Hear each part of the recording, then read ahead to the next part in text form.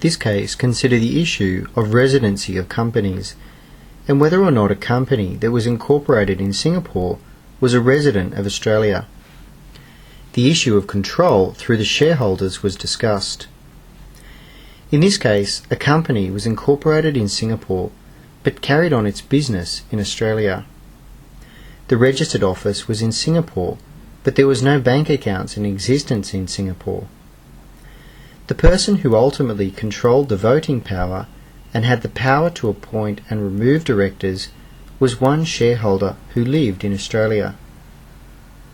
The Commissioner assessed the company on income that it earned from its activities in Australia. The company objected to this and argued that they were not a resident of Australia on the basis that the company's main sale, which was the charter of a tanker, had taken place in Singapore.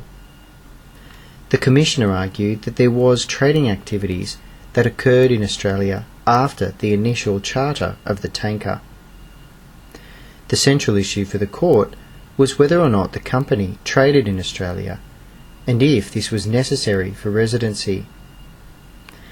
The court ultimately held